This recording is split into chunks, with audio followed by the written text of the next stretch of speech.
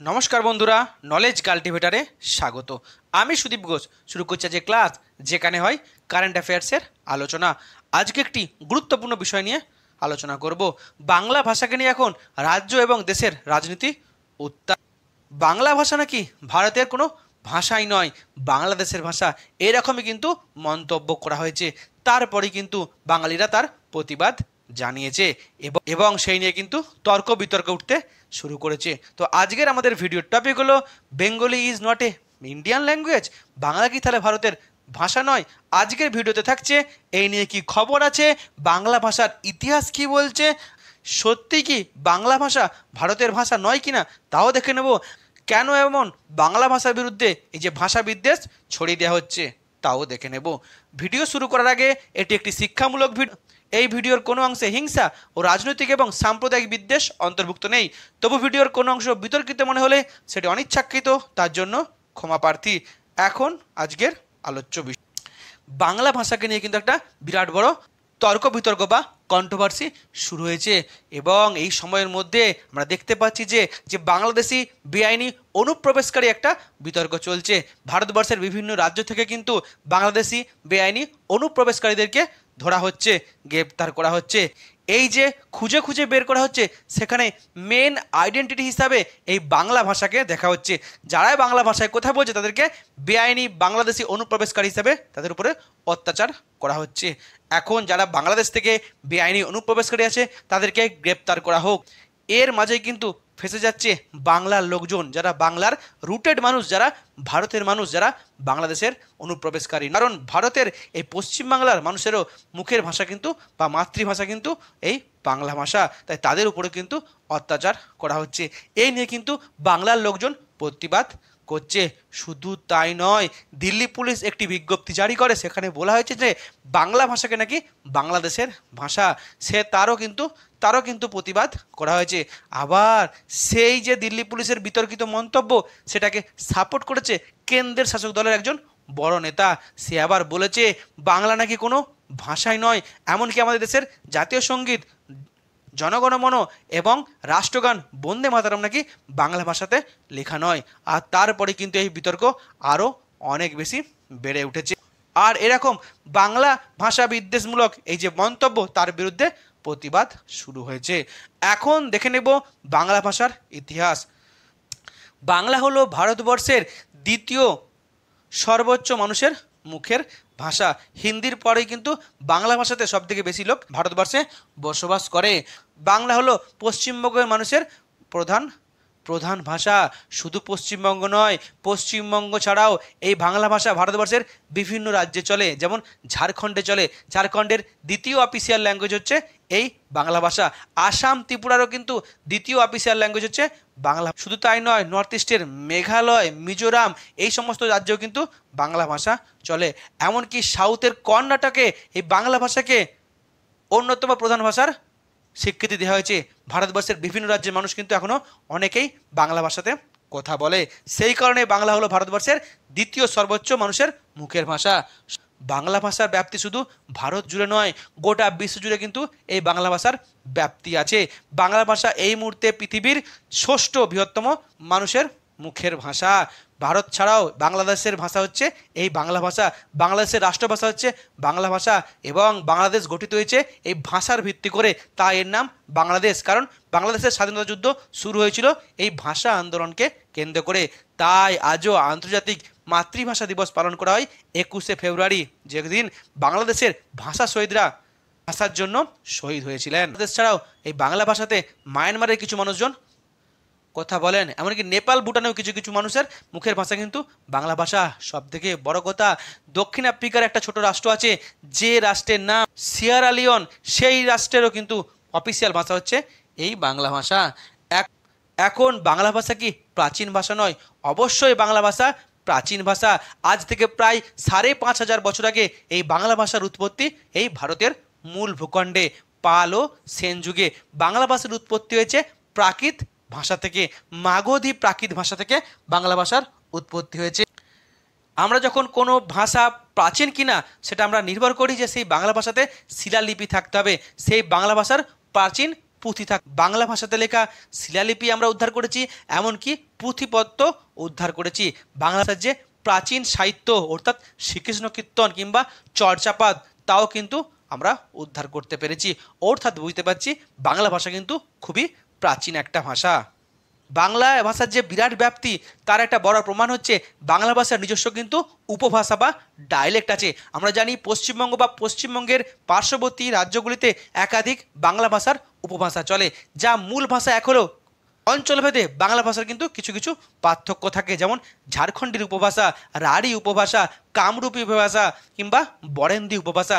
আবার বাংলাদেশে আছে সিলেটি উপভাষা। এরকম উপভাষা থাকে। যে ভাষার একাধিক উপভাষা থাকে সে ভাষা কিন্তু অবশ্যই খুব সমৃদ্ধশালী। বাংলা ভাষার নিজস্ব ওয়ার্ড আছে, আবার একাধিক ভাষা থেকে কিন্তু বাংলা ভাষা সমৃদ্ধশালী হয়েছে। সে সে পর্তুগিজ ভাষা, ইংলিশ ভাষা, আরবিয়ান ভাষা, সংস্কৃত ভাষা, সব ভাষা থেকে কিন্তু ছোট ছোট শব্দ ধার করে বাংলা ভাষা আজ সমৃদ্ধশালী হয়েছে এবং ভারতবর্ষের অন্যতম মিষ্টি ভাষা এবং জনপ্রিয় ভাষা কিন্তু এই বাংলা ভাষা। বাংলা সাহিত্যের ব্যাপ্তি কিন্তু অনেক বেশি। বাংলা সাহিত্যের নিজস্ব মহাকাব্য আছে, পোয়েট্রি আছে, প্রোজ আছে, ছোট গল্প আছে, এসে আছে, বাংলা সাহিত্যে নাটক আছে, গান আছে, নৃত্যনাট্য আছে, আবার লোকগীতি আছে। অর্থাৎ একটা ভাষার সাহিত্যের যত শাখা থাকে সব কিন্তু বাংলা সাহিত্যে আছে। অর্থাৎ সাহিত্যের দিক থেকেও ভারতবর্ষের অন্যতম সমৃদ্ধশালী ভাষা হচ্ছে এই বাংলা ভাষা। এখন এত গুরুত্ব থাকা সত্ত্বেও বাংলা ভাষাকে বলা হয়েছে বাংলা নাকি ভারতের ভাষা নয়, সেটাই আমরা এখন দেখে নেব। বাংলা অবশ্যই ভারতের ভাষা, কারণ ভারতের একাধিক রাজ্যের সরকারি ভাষা হচ্ছে এই বাংলা ভাষা। পশ্চিমবঙ্গের অফিসিয়াল কাজ বাংলা ভাষাতে হয়, ঝাড়খণ্ডের হয়, আসাম, ত্রিপুরাতে হয়। যদি বাংলা ভাষা ভারতের ভাষা না হতো তাহলে ভারতের একাধিক রাজ্যে অফিসিয়াল কাজ কিভাবে এই বাংলা ভাষাতে হতো, বাংলা ভাষাতে হতো। এমনকি আন্দামান নিকোবর দ্বীপপুঞ্জেও কিন্তু বাংলা ভাষা কিন্তু অফিসিয়াল ল্যাঙ্গুয়েজ। সেখানকার মানুষ বাংলা ভাষায় কথা বলে এবং অফিসিয়াল কাজকর্ম বাংলা ভাষায় হয়। অর্থাৎ বাংলা ভাষা ভারতের নিজস্ব ভাষা। অন্যদিকে বলা হয়েছে বাংলা ভাষা নাকি অরিজিনাল ভাষা নয়, এটা একটা উপভাষা। এটা পুরোপুরি মিথ্যা কথা। বাংলা ভাষার নিজস্ব স্বতন্ত্র ভাষা, যে ভাষার জন্ম ভারতীয় ভূমিতে আজ থেকে 5,500 বছর আগে। বরং বাংলা ভাষার একাধিক উপভাষা আছে, বললাম কিছুক্ষণ আগে। আবার বাংলা ভাষায় প্রাচীন যে শিলালিপি কিংবা পুঁথি কিন্তু উদ্ধার হয়েছে। আবার বাংলা ভাষা হলো ভারতবর্ষের জাতীয় ভাষা। যদি বাংলা ভারতের জাতীয় ভাষাকে বলা হচ্ছে সেটা নাকি ভারতের ভাষা নয়, তাহলে কতটা একটা বোকামি। মনে রাখতে হবে, আমরা বলি যে হিন্দি নাকি ভারতের জাতীয় ভাষা, হিন্দি কিন্তু ভারতের জাতীয় ভাষা নয়। ভারতীয় সংবিধানে যে 22টি ভাষা আছে সেই 22টি ভাষাই হলো ভারতবর্ষের জাতীয় ভাষা। হিন্দি শুধুমাত্র ভারতের অফিসিয়াল কাজকর্মের ভাষা। তবে প্রথমে ভারতের যখন সংবিধান তৈরি হয়েছিল তখন কিন্তু 22টি ভাষা ছিল না, তখন মাত্র 14টি ভাষা ছিল। এই 14টি ভাষার মধ্যে কিন্তু অন্যতম ছিল এই বাংলা ভাষা। এখন বাংলা ভাষাতে সরকারের অফিসিয়াল নোটিফিকেশন জারি করা হয়, বাংলা ভাষাতে পার্লামেন্টে বক্তব্য দেওয়া হয়। বাংলা ভাষা সাহিত্যের জন্য প্রতি বছর ভারত সরকার সাহিত্য একাডেমি পুরস্কার দেয়, কোনো না কোনো বছর জ্ঞানপীঠ পুরস্কার দেওয়া হয়। ভারতবর্ষের একাধিক ইউনিভার্সিটি কলেজে এই বাংলা ভাষাকে পড়ানো হয়।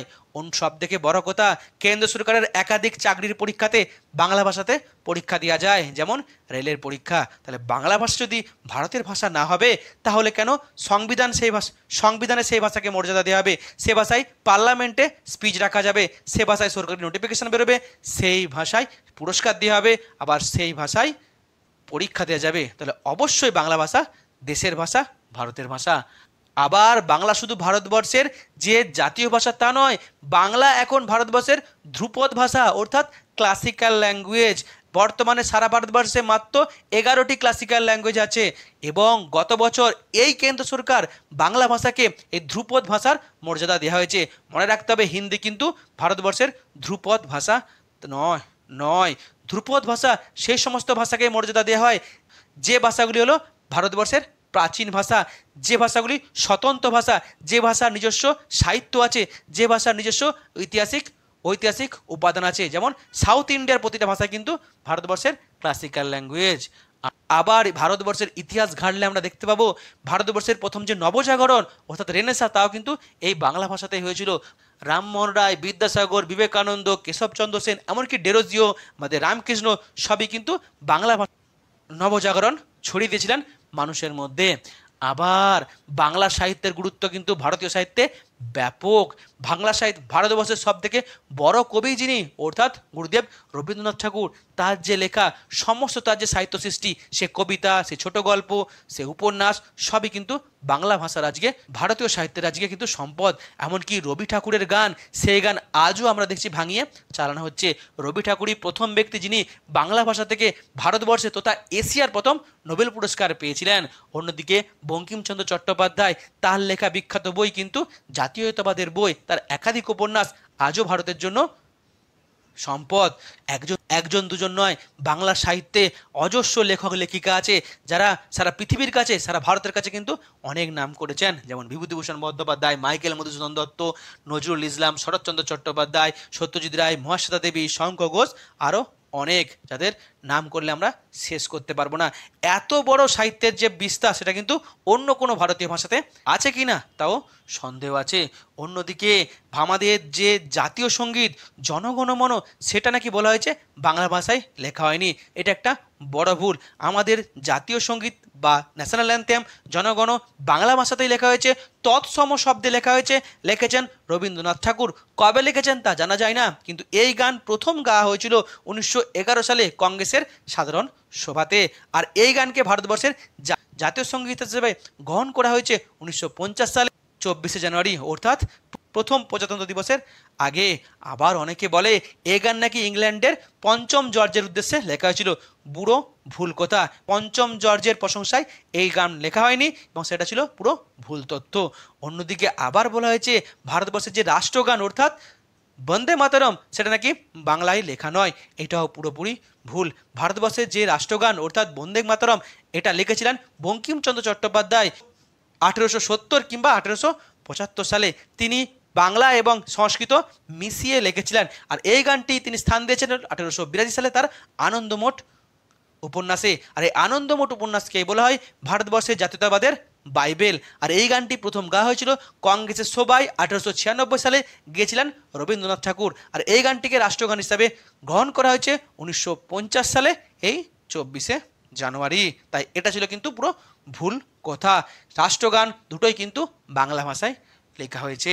আবার ভারতবর্ষের যে স্বাধীনতা সংগ্রাম, ব্রিটিশ বিরোধী যে আন্দোলন, তা কিন্তু মেন বাংলাতে হয়েছে। যুদ্ধ বাংলাতে হয়েছে। এমনকি যে মহাবিদ্রোহ, যা ভারতবর্ষের প্রথম স্বাধীনতা যুদ্ধ, তাও বাংলাতে হয়েছে। সাঁওতাল বিদ্রোহ, চুয়ার বিদ্রোহের এফেক্ট বাংলাতে ছিল। নীল বিদ্রোহের এফেক্ট বাংলাতে ছিল। বঙ্গভঙ্গ আন্দোলন হয়েছিল, তারও এফেক্ট বাংলাতে।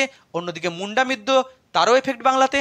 আর তারপর থেকে যে সশস্ত্র বিপ্লব, নরমপন্থী বিপ্লব, তাও কিন্তু এই বাংলাতে হয়েছে। সুরেন্দ্রনাথ ব্যানার্জি বাংলার লোক। আবার ক্ষুদিরাম বোস, প্রফুল্ল চাকি, হেমচন্দ্র কানুন ঘোষ, সত্যেন বোস, কানাইলাল দত্ত, রাসবিহারী বসু, বাঘা যতীন, রাসবিহারী ঘোষ, এম.এন. রয়, বটুকেশ্বর দত্ত, যতীন দাস, চিত্তরঞ্জন দাস সব বাংলার মানুষ ছিলেন। নেতাজি বাংলার মানুষ ছিলেন। রবি ঠাকুর বাংলার মানুষ। মাতঙ্গিনী হাজরা, প্রীতিলতা ওয়াদ্দেদার, কল্পনা দত্ত, শান্তি, সুনীতি, বীণা দাস সবই বাংলার মানুষ। মাস্টারদা সূর্য সেন, তারকেশ্বর, গণেশ ঘোষ বাংলার মানুষ। বঙ্গভঙ্গ বিরোধী আন্দোলন, রাওলাট অ্যাক্ট বিরোধী আন্দোলন, আইন অমান্য আন্দোলন, অসহযোগ আন্দোলন কিংবা ভারত ছাড়ো আন্দোলন সবই কিন্তু বাংলায় হয়েছে। বাংলার হাজার হাজার বিপ্লবীরা কিন্তু নিজেদের জীবন উৎসর্গ করেছে ব্রিটিশের ফাঁসির মঞ্চে কিংবা ব্রিটিশের কারাগারে। আর মেন যে স্বাধীনতা সংগ্রাম, তা কিন্তু বাংলা থেকে হয়েছিল, তা বাংলা ভাষা থেকে হয়েছিল। আন্দামান সেলুলার জেলে যে সমস্ত বন্দীদের নাম আছে, সব থেকে বেশি হচ্ছে তারা বাঙালি। অর্থাৎ ভারতবর্ষের স্বাধীনতা আন্দোলনে সব থেকে বড় ভূমিকা এই বাংলার। আর বলা হচ্ছে সেই বাঙালিদের ভাষা নাকি ভারতের ভাষা নয়। এটা কত বড় একটা মিথ্যাচার। অন্যদিকে এই যে ভারতবর্ষের সংবিধান, এই সংবিধান তৈরি করার জন্য যে প্রথম ধারণা, সেটাও কিন্তু দিয়েছিল একজন বাঙালি, এম.এন. রয়। আবার সংবিধান তৈরির গুরুত্বপূর্ণ পদে ছিলেন এই বাঙালিরা। আবার আম্বেদকর, তিনি কিন্তু বাংলা থেকে প্রথম নির্বাচিত হয়েছিলেন।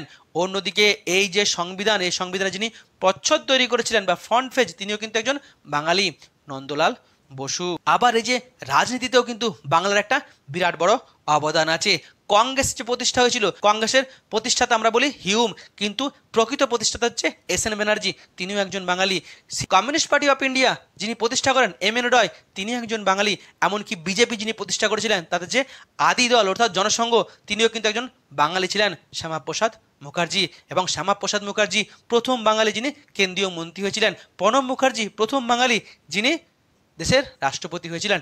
এমনকি বাঙালির কাছে, জ্যোতি বসুর কাছে প্রধানমন্ত্রী হওয়ারও কিন্তু সুযোগ ছিল, কিন্তু তিনি হননি। অর্থাৎ বাংলার রাজনীতিতে বাঙালিদের কিন্তু একটা বিরাট বড় অবদান। কলকাতাকে বলা হয় বাংলার সংস্কৃতির রাজধানী। সে সাহিত্য হতে পারে, গান হতে পারে, সিনেমা হতে পারে, নাটক হতে পারে, বা লোকগীতি হতে পারে, সবই কিন্তু এই বাংলার। এখনও যে বলিউডে সিনেমা হয়, বেশিরভাগ পরিচালক কিন্তু বাঙালি, বেশিরভাগ অভিনেতা কিন্তু বাঙালি, বেশিরভাগ যে মিউজিশিয়ান তারাও কিন্তু বাঙালি।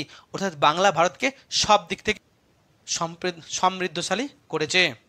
শুধু সাহিত্য সিনেমা নয়, পেন্টিং, বাদ্যযন্ত্র, ভাস্কর্য, সবেতেই কিন্তু বিখ্যাত বাঙালিদের নাম। আর ভারতবর্ষের যে অস্কার প্রাইজ, সেই যে অস্কার প্রাইজও কিন্তু পেয়েছিলেন সত্যজিৎ রায়। নোবেল পুরস্কার পেয়েছেন একাধিক বাঙালি, রবীন্দ্রনাথ ঠাকুর, অমর্ত্য সেন, অভিজিৎ বিনায়ক বন্দ্যোপাধ্যায়। আবার যে ম্যাগসেসে অ্যাওয়ার্ড, সেটাও কিন্তু একাধিক বাঙালি পেয়েছেন, সত্যজিৎ রায় পেয়েছেন, অন্যদিকে মহাশ্বেতা দেবী পেয়েছেন। আবার ভারতবর্ষের সর্বোচ্চ সম্মান যে ভারতরত্ন, সেটাও কিন্তু একাধিক বাঙালি পেয়েছেন, বিধানচন্দ্র রায়, সত্যজিৎ রায়, অনেকে। জ্ঞানপীঠ পুরস্কার, সাহিত্য পুরস্কার, অর্থাৎ সমস্ত জাতীয় ও আন্তর্জাতিক পুরস্কার বেশিরভাগটা কিন্তু বাঙালির দখলে এসেছে। অর্থাৎ বাঙালি কিন্তু অনেকটাই অবদান ভারতের জন্য। আর বাংলা কিন্তু ভারতের ধর্মকেও কিন্তু সমৃদ্ধশালী করেছে। এই যে মা কালীর টেম্পল, এই যে সতীপীঠ, তার সংখ্যাও কিন্তু বাংলাতে সব থেকে বেশি। বাংলাতে কিন্তু হিন্দুদের মন্দিরের সংখ্যা বেশি, এমনকি মুসলিমদেরও কিন্তু এখানে তীর্থক্ষেত্র বাংলাতে আছে। এবং বাংলাতে দেখা যায় সব ধর্মের সমন্বয়, এবং বাংলাতে দেখা যায় যে হিন্দু, মুসলিম, খ্রিস্টান, বৌদ্ধ, জৈন তারা কিন্তু একসঙ্গে বসবাস করে। অর্থাৎ আমরা বললাম যে বাংলা যে আসল ভাষা নয়, এটা কিন্তু কোথাও না কোথাও একটা মিথ্যাচার কিংবা কোনো উদ্দেশ্য প্রণোদিত, এবং হয়তো তিনি জানেন না বলে এরকম বলেছেন। তাহলে কেন বলবেন? এত বড় একজন নেতা, তিনি কি মিথ্যা কথা বলবেন? হতেই পারে তিনি হয়তো পড়েননি, তিনি হয়তো জানেন না, হয়তো তিনি গুগল সার্চ করেছেন, কিংবা হোয়াটসঅ্যাপ থেকে জেনেছেন, কিংবা ছোটোখাটো কোনো ইউটিউব ভিডিও দেখে জেনেছেন, তিনি আসল ইতিহাস কিন্তু পড়েননি, এটাও হতে পারে। তার যে রাজনৈতিক দল, যে আদি যে সংগঠন আরএসএস বা হিন্দু মহাসেবা, তাদের কিন্তু আসল উদ্দেশ্য ছিল বা আসল যে নীতি ছিল হিন্দু, হিন্দি, হিন্দুস্তান। হয়তো তার জন্যই অন্য ভাষার প্রতি তার এই বিদ্বেষ জেগেছে। এই হলো আজকের ভিডিও, যেখানে আমি টোটাল বিষয়টি সুন্দরভাবে তুলে ধরার চেষ্টা করলাম। এখন এই নিয়ে আপনার মতামত কি অবশ্যই কমেন্ট বক্সে জানাবেন। ভিডিওটি এখানে শেষ হলো। ভিডিওটি যদি ভালো লাগে অবশ্যই লাইক, কমেন্ট, শেয়ার এবং চ্যানেলটি সাবস্ক্রাইব করতে ভুলবেন না। আবার দেখা হবে নতুন একটি ভিডিওতে। ততক্ষণ পড়তে থাকো, বাঁচতে থাকো।